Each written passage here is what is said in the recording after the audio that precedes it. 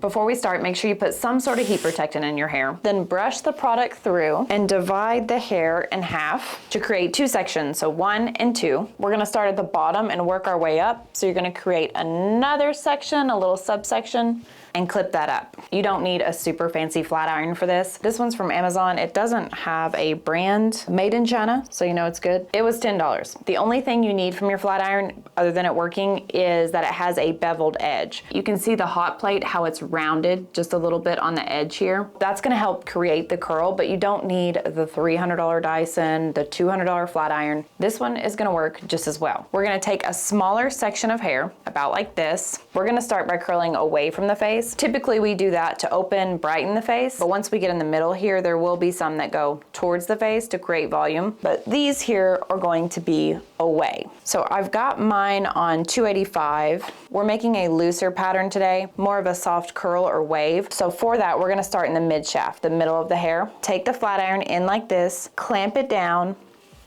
and we're going to rotate it. It's angled down and we're going to move down. Just like this.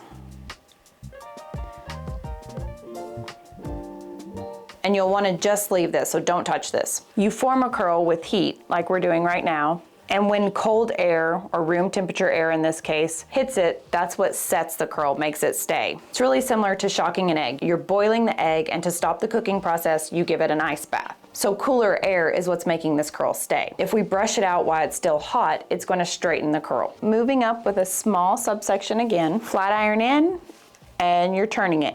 You can even rotate it 1.5 times. It's a diagonal and we're pulling it down. Sometimes I leave the ends out because mine are a little fried and I'll have a straight end. If you wanted more of a spiral curl, take your flat iron in, around, and you keep twirling this thing. Around and around it goes. That's gonna give you more of the spiral staircase look. For the back, we're just over directing it forward. This hair lives way back here and I'm taking it over here out of its home so I can see. So because of that, I'm actually gonna start curling at the root here to account for the over direction. Just in these back sections, there's a ton of ways to do flat iron curls. I just like this way because it looks natural or effortless. Oh, and that one was not good. Let's do that again.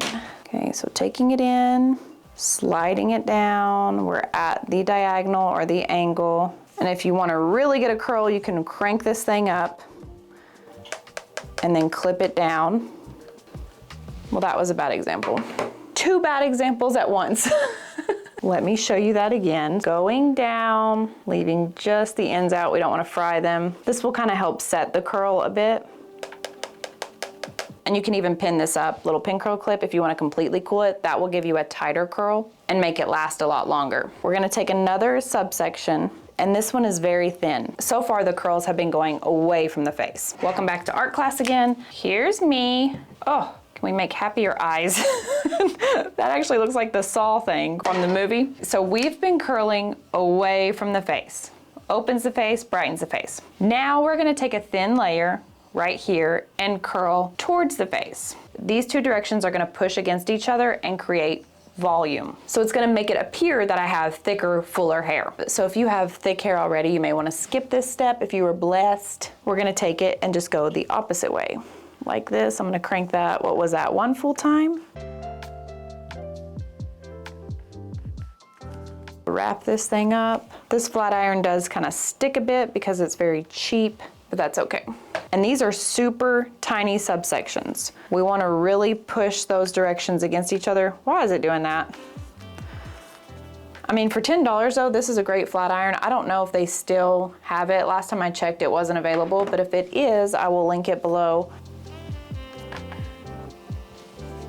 Oh, also, I just noticed it's off. Okay. Oh, no way. I think it died. I'm over here talking about how great it is. Forget everything I said about this. It just died, completely died. So it is garbage. I thought that was too good to be true. $10. Anyway, back to my favorite flat iron. It's an old one, but it's a good one. I think this one is about 10 years old. Has the beveled edges, not quite as much, but it works. But the point I was trying to make is you don't need anything fancy. You don't need the Dyson. I'll save you a trip and $300. They are not worth the money. The hair dryer, the air wrap, it fries your hair, especially if you're blonde. The technology in the hair dryer and the air wrap, it is nice. It does work really fast. The end result is really beautiful. However, if you use it over time, because it's so fast, it dries the hair out too fast almost and causes it to snap and break. Now that's not everyone's hair. I would say more so people that have chemically processed hair, but we don't need to spend $300 on a tool. There's plenty of tools that work just as well. For me, I have tracks. I have 3, 1, 2, 3, just to make the sides look a little bit thicker. So I'm gonna go easy on these. I don't wanna pull these at all. And I'm gonna go through the ends of those because they are not great quality and they're fried. So that will help smooth it out. You can also take this and just bend it once and go horizontal with it. Pull it out. It's still going to give you a wave. It's just a little bit tighter. For me, I just stick to the angle down. It looks a little looser, messier, not messier, that's not a good term to use. Effortless maybe. I don't want this to look like I curled my hair, if that makes sense. My hair is naturally like this. Another thin subsection, and again at the back, I'm bending it all the way at the root because it's gonna be over directed. And a few of these I'm going to go forward just to create the fullness. So changing direction.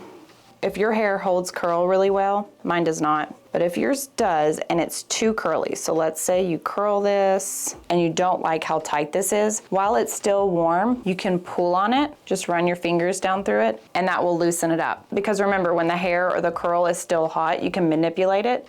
It doesn't truly take shape or form until it's cooled down.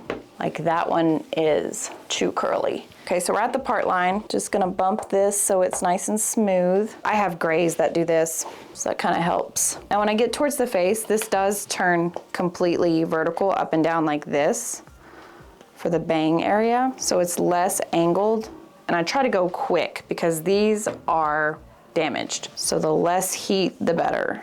And then towards the back, it goes back to the diagonal. So we're gonna leave it looking a little noodly and spray it. This is the A-List collection, Tresemme. It's a newer line.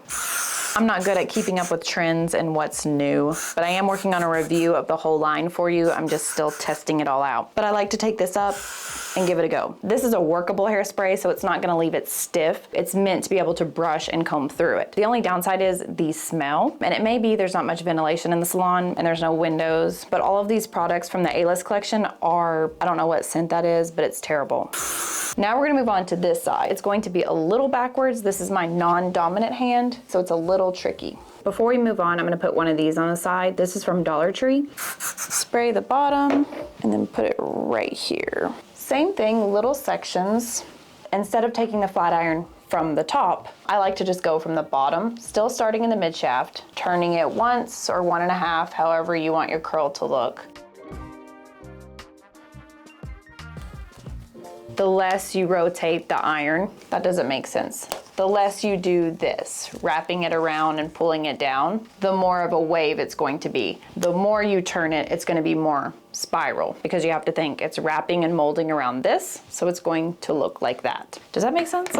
Pulling from the back, doing the root at the back, getting as close to the root as possible. I'll crank that 1.5 times, pulling it down. Wrap it up if you want, let it go. And sorry if it's a little loud in here. I don't know if you'll be able to hear it, but it is very loud. It's really busy here today, which is nice, but normally I film here on Mondays because it's the Universal Hairdresser's Day off. But today is Thursday, so it's really busy. I was in Tennessee visiting my grandmother. She was in the hospital, so I stayed with her there for a while. I'm a little behind in really everything. We did not sleep. I could never be a nurse. Patients yelling, buzzing the buzzer at 2 a.m., threatening to pull IVs out, running down the halls. I mean, what? But I didn't want to leave her because she had 2 heart attacks and 3 strokes, I believe. But now she's doing better. She was able to go home, but it was a wild ride. Same little gimmick on this side, everything but around the face, the hairline. I'm gonna take a small section or subsection and go towards my face. So you're taking it towards your face, so the directions can push against each other and create volume. It's the same kind of concept when you cut hair. Within layers, you can go inside and undercut almost shorter layers to push links against each other to create volume. Kind of the same concept. I'm gonna speed through this and then I'll show you how I like to style this. Here's the back before we style it. Now I'm gonna go in with this dry texturizing spray, also from the A-List collection, Tresemme. And same thing, lifting it up, spraying it on. This is probably my favorite product that I've been testing so far. But again, the smell is terrible. This will give the hair a little bit of grit or texture. Really good if you have hair textures like mine, where it's a finer texture and you want it to look like there's more hair. Wide tooth comb and going vertical, kind of picking at it like you would with a pick. So not completely brushing it out. That looks good. Still a little too curly for me. I use a lot of product when I curl my hair. The last one I use is sea salt spray, bottom up. What? This pump always gets clogged with salt. Give it a little shake, we'll let that dry. Texture spray on this side. And this is obviously not something I could do every day. I'm trying to grow my hair out and use less products, but I like the way it looks. I wish I could do it every day, but my hair would be fried. A lot of times if I want curly hair, I'll just use the heatless curls and it gives it a loose wave. Let me show you the back. Hopefully I got it all.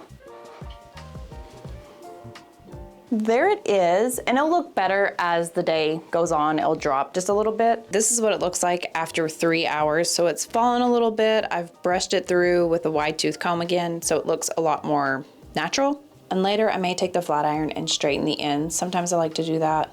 Oh wow, that one is a little fried. I need to just cut that off.